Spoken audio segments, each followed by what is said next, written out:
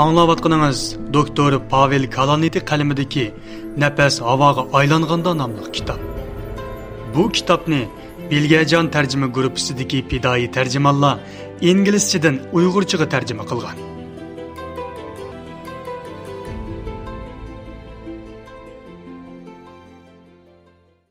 o'n to'rtinchi qism. Keyingi 6 haftada men o'zimning fizikalik davolash planimni o'zgartdim.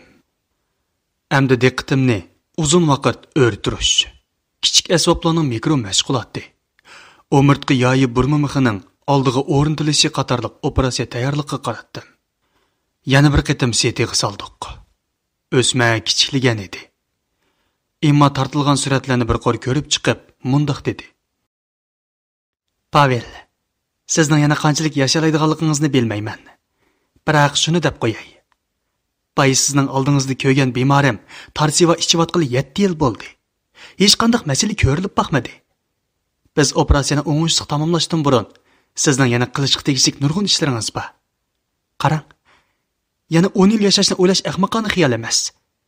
Ham bu hargizmi qig'ilib bo'lmaydigan ish emas. Bu bir bishorat dedi. Bishorat degandan ko'ra, mening nervi tashqi bo'limiga qaytib ketishimdagi bir bahonam desam muvofiq bo'lar. Bir tarafdan 10 yillik umiddan shodlansam, yana bir tarafdan immoning nervi tashqi bo'limiga qaytish bir sarangliq, osonroq bir ish qiling deyishini orzu qilatdim. Shuncha ishlar yuz bergan bo'lsa-mu, lekin oldingi bir necha oyda ko'p osonliklar bo'ldi.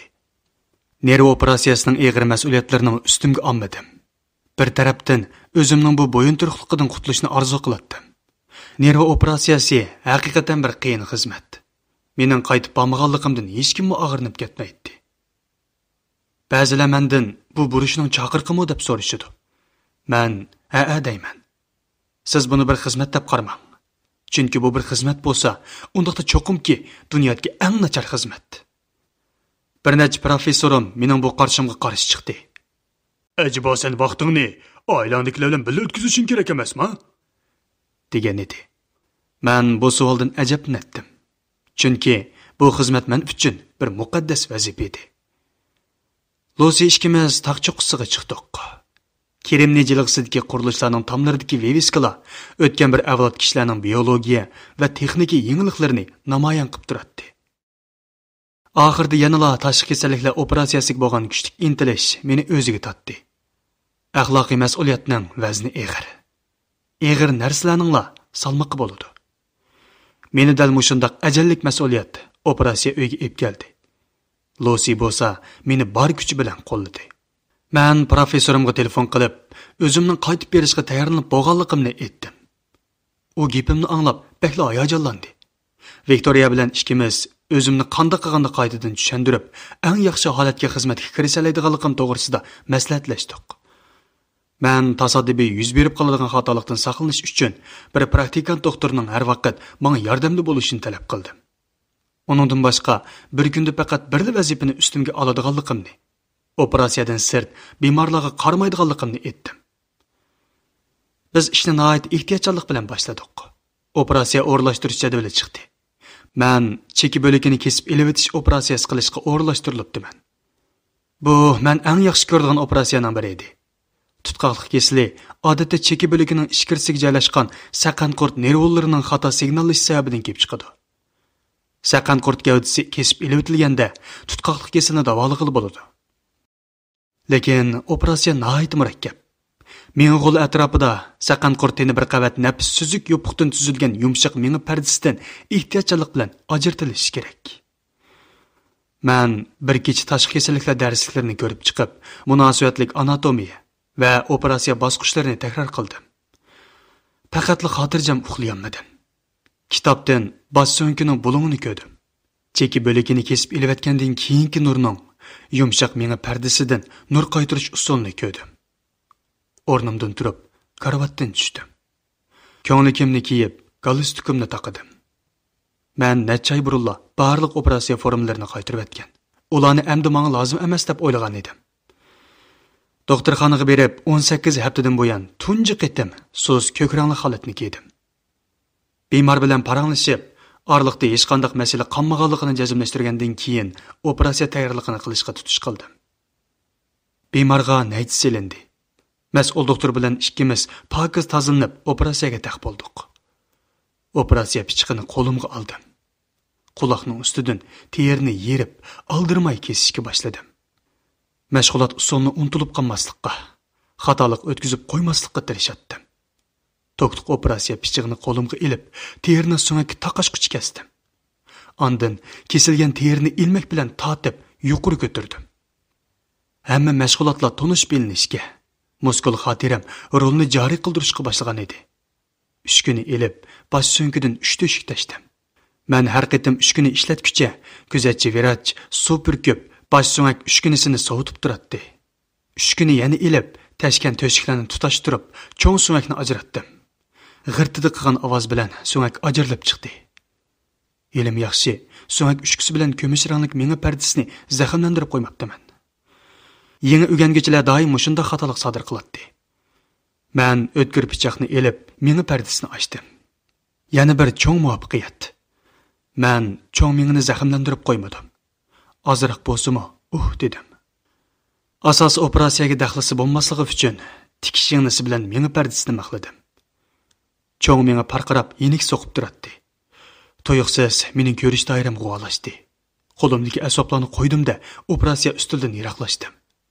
Ko'z oldim nursizlanib, qorong'ulik chirmib oldi. Kechiringlar. Yordamchi doktorlarga qarab dedim. Tuvan qarordagi praktikant doktor kelib yordamlashsin. Men birdam yeta olay. Beshim qiyvatadi. Jack tezlik yetib keldi. Men o'zir so'rab, aram ilish uyga chiqib, bir istakan apelsin suyi ichib, kresloda yotatdim. 20 minutdan keyin xeli yaxshi bo'lib qoldim. Nervi yurak manbalik, jiddiy tuvan qon besimi. Deb pichirildim o'zimga. Vegetativlik nerv sistemasi qisqa vaqt yurakni so'qishdan to'xtatib qo'yishi mumkin. Tarjimondan. Vegetativlik nerv sistemasi bo'lsa, markaziy nerv sistemasining sirtidagi muhim nerv sistemasi bo'lib, asosligi yulun orqali barliq ichki a'zolarning fiziologiyasini kontrol qiladi va tangshaydi. Vegetativlik nerv sistemasi o'z ichidan yana ixtiyoriy nerv sistemasi va ixtiyorsiz nerv sistemasi deb ikkiga bo'lindi. Yurak harakati va boshqa ichki a'zolarning harakati normalda ixtiyorsiz nerv sistemasining asosli kontrolida bo'ladi. Ammo ro'y besim eshib ketganda ixtiyorsiz nerv sistemasi qo'zg'alib, kontrolni qo'lga oladi va hissiyotning ig'ir ta'siriga uchraydi. Bu yerda Pavelning ixtiyoriy nerv sistemasi asosli rol o'ynagan bo'lishi ehtimolga yaqin. Yoki zag'ir tili bo'yicha tashvishdan shundoq bo'lgan bo'lishi mumkin. Men kiyim almashtirish uyiga kirib, maynat kiyimlarni kir yuvish uyiga tashlab qo'yib, o'zimning kiyimlarini kiydim. Texim yaxshi bir kun bo'ladi. O'zimga shundoq deydim. Har kundagi ishlar o'xshash. Har vaqt asta o'tmoqda edi. 3-kuni bir bemorning o'mirtqa taxsisini ko'chirish operatsiyasini qilib o'tdim. O'mirtqa taxsisiga qarab, keyingi qadam to'g'riliq o'ylanib qoldim. Kuzatuvchi doktor so'ngak ambur bilan cho'qishni tavsiya qildi. Shundoq, men buning odatdagi usul ekanligini bilaman. O'zimga pichirlaydim. Lekin yana bir xil usul bor. Men 20 minutdek o'ylanib ketdim.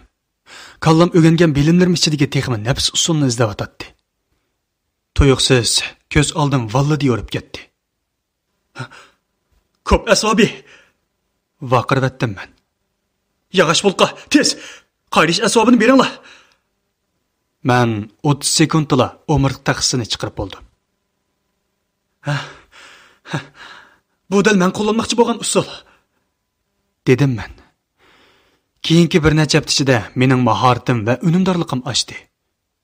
Qo'llarimni yarlandira olmay turib, 1 millimetrdan inchik qon tomirlarini qanday kontrol qilishni qoidadan o'rganib oldim.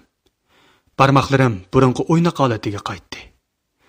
Bir oydan keyin men butun kuchim bilan ishlashga kirishdim. Men xizmatda faqat operatsiya bilan cheklandim.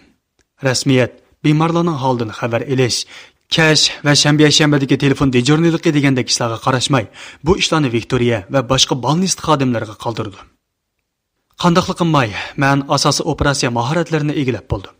Faqat murakkab operatsiyaning inchik farqlarini to'liq o'rganib olsamla, o'zimni mukammal his qilgan bo'lardim. Mag'dursiz ko'llarim oyoqlashib, muskullarimga kuch kelib, asta-asta yaxshilanayotdim. Afsuski, bu jarayon meni ko'ngillik his qildiramadi. Men ilgari operatsiya jarayonida his qilgan ko'ngil ozodlik yo'qolgan edi. Uning o'rnini ko'ngil elishish, og'rish va charchashni yengish uchun butun kuchim bilan diqqatni yig'ishga zo'rlanish oldi. Har kuni kech uyga qaytib, og'riq to'xtatish dorisini ichib, Lusining yiniga chiqib yotatdim. Lusi mo butun kun ishlaydi. Lusi homildor bo'g'ili 3 oy bo'lgan edi. 6-oylarda, ya'ni men praktikant doktorlik xizmatini tamomlaydigan vaqtga ulgurib ko'z yo'riydi.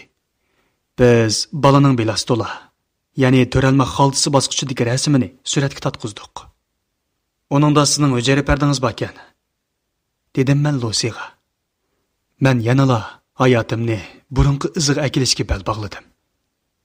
6 oydan keyingi yana bir qatimliq soylash suratlaridan kesilimning muqimlashganligi va eg'irlanmay bir xil turganligini bildim va xizmat izlashga kirishib ketdim. Rak kesilim kontrol qilingan ahvolda mening yana bir necha yil yashashim mumkin edi. Men shuncha yil tirishib erishmoqchi bo'lgan xizmat kesilim sababli g'oyib bo'lib, yana qaytadan menga taalluq bo'ladigandek turadi. Shu topda go'yo kanoylardan yangragan zafar marshini anglagandek his qilishga boshladim.